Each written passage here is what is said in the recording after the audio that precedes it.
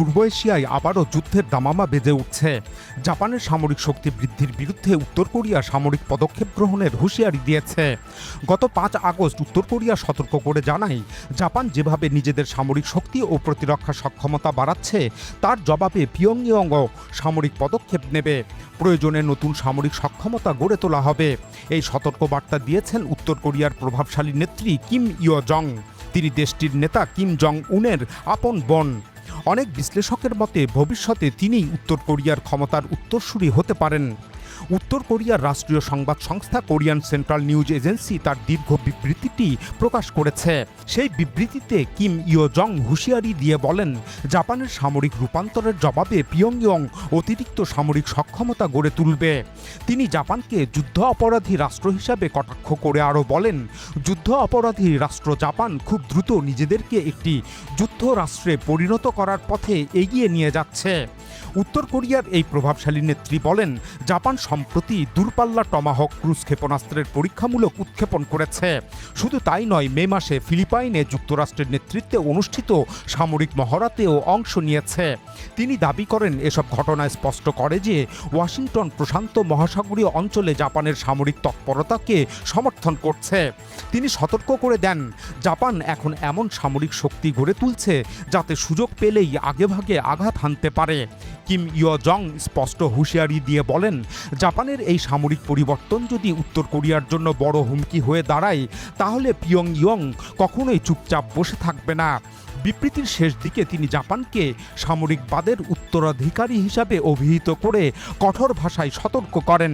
তিনি বলেন, সামরিকবাদের উত্তরাধিকারীরা যদি ধূর্ততা ও আগ্রাসনের জিন বহন করে এবং নিজেদের হাতে প্রাণঘাতী অস্ত্র তুলে নেয়, তাহলে তার পরিণতি ভালো হবে না, অপ্রীতিকর কিছু ঘটবেই।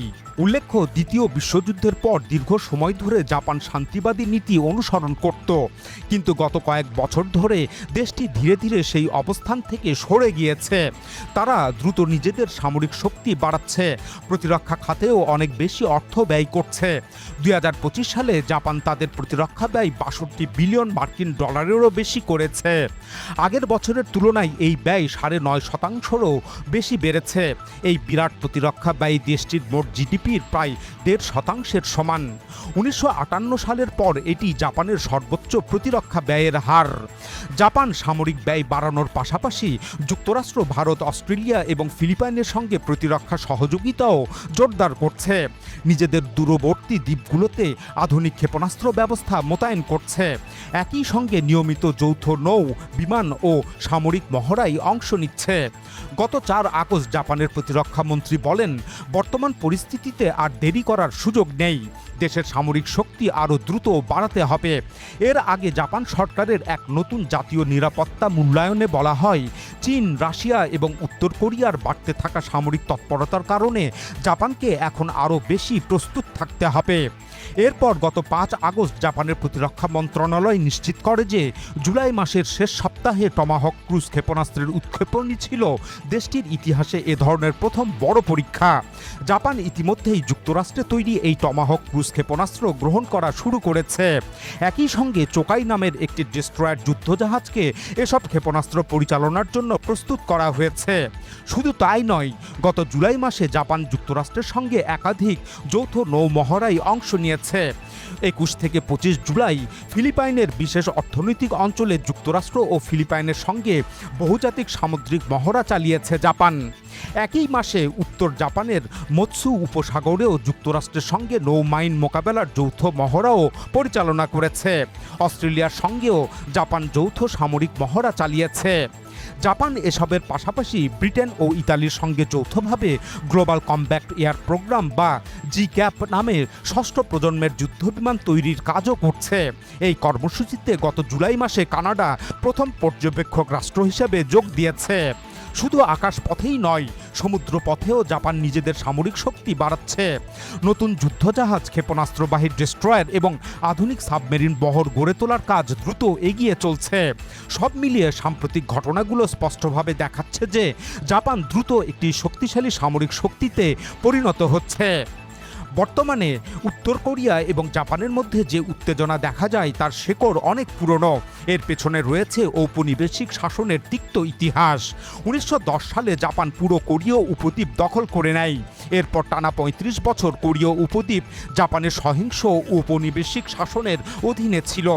1945 সালে দ্বিতীয় বিশ্বযুদ্ধে পরাজয়ের পর জাপান কোরীয় উপদ্বীপ ছেড়ে যেতে বাধ্য হয়, কিন্তু এরপরও অঞ্চলটিতে শান্তি ফিরে আসেনি।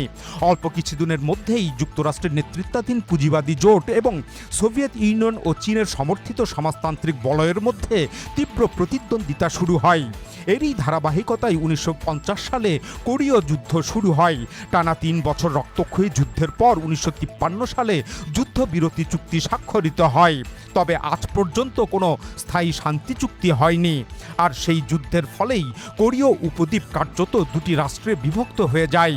উত্তরে গড়ে ওঠে উত্তর কোরিয়া এবং দক্ষিণে প্রতিষ্ঠিত হয় দক্ষিণ কোরিয়া। অন্যদিকে দ্বিতীয় বিশ্বযুদ্ধের পর থেকেই জাপানে যুক্তরাষ্ট্রের সামরিক উপস্থিতি বজায় রয়েছে। দেশটিতে এখনও যুক্তরাষ্ট্রের বড় বড় সামরিক ঘাঁটি রয়েছে। ফলে জাপান ও যুক্তরাষ্ট্রের সামরিক সম্পর্ক সময়ের সঙ্গে সঙ্গে আরও ঘনিষ্ঠ হয়েছে।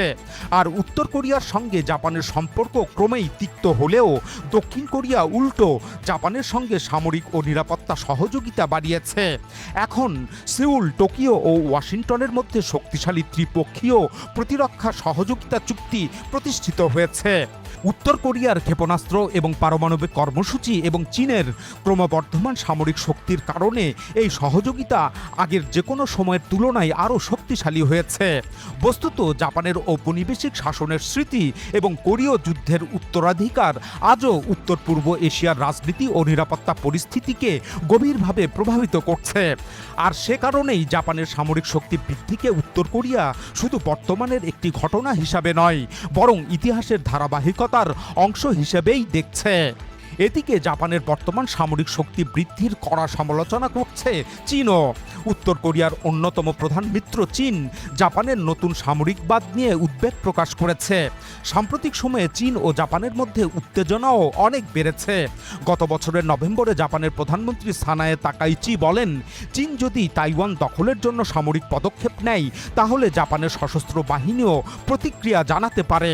এই বক্তব্যের পর থেকেই দুই দেশের সম্পর্ক আরও অবনতি ঘটে। কারণ বেইজিং তাইওয়ানকে নিজেদের ভূখণ্ডের অংশ বলে দাবি করে। প্রয়োজন হলে শক্তি প্রয়োগ করে দ্বীপটির নিয়ন্ত্রণ নেওয়ার সম্ভাবনাও তারা কখনো নাকচ করেনি। এদিকে চলতি বছরের 5 আগস্ট জাপান সরকার তাদের বার্ষিক প্রতিরক্ষা শ্বেতপত্র বা দেশের নিরাপত্তা ও সামরিক পরিস্থিতি নিয়ে প্রকাশিত সরকারি প্রতিবেদন প্রকাশ করে। ওই প্রতিবেদনে চীনকে জাপানের অন্যতম বড় নিরাপত্তা চ্যালেঞ্জ হিসাবে উল্লেখ করা হয়। এর পরপরই চীন টোকিওর কাছে আনুষ্ঠানিকভাবে কূটনৈতিক প্রতিবাদ জানায়।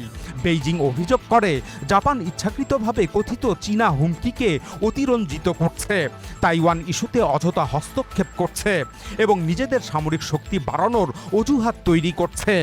একই সঙ্গে চীন আবারও জাপানের নতুন সামরিক বাদ নিয়ে উদ্বেগ প্রকাশ করে এবং টোকিওকে সংযত থাকার আহ্বান জানায়। এদিকে সাম্প্রতিক সময়ে চীন ও উত্তর কোরিয়ার মধ্যে উচ্চ পর্যায়ের যোগাযোগ উল্লেখযোগ্যভাবে বেড়েছে। গত 8 ও 9 জুন চীনের প্রেসিডেন্ট শি জিনপিং 7 বছর পর উত্তর কোরিয়া সফর করেন। 2019 সালের পর এটিই ছিল তার প্রথম পিয়ংইয়ং সফর। উত্তর কোরিয়ার নেতা কিম জং উন নিজে বিমানবন্দরে উপস্থিত থেকে তাকে স্বাগত জানান। পরে পিয়ংইয়ংয়ে তাকে সামরিক কুচকাওয়াজ ও গণসম্বর্ধনাও দেওয়া হয়।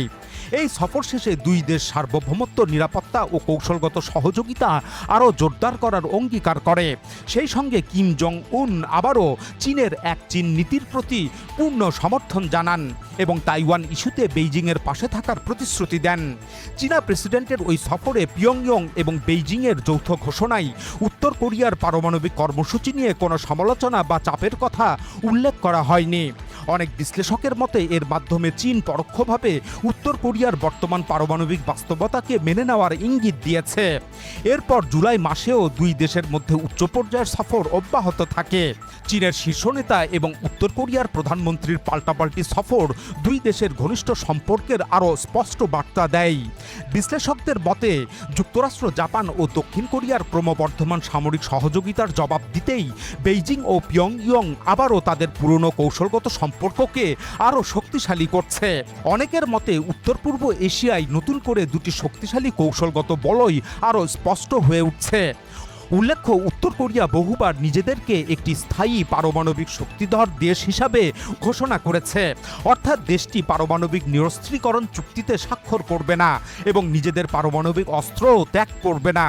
যদিও গত জুলাইয়ে অনুষ্ঠিত ন্যাটো শীর্ষ সম্মেলন থেকে উত্তর কোরিয়াকে সেই আহ্বান জানানো হয়েছিল। ইতিপূর্বে এই বিষয়ে সমাধান খুঁজতেই 2019 সালে উত্তর কোরিয়ার নেতা কিম জং উন এবং মার্কিন প্রেসিডেন্ট ডোনাল্ড ট্রাম্পের মধ্যে একটি শীর্ষ বৈঠক অনুষ্ঠিত হয়, কিন্তু সেই বৈঠক কোনো সমঝোতা ছাড়াই ভেঙে যায়।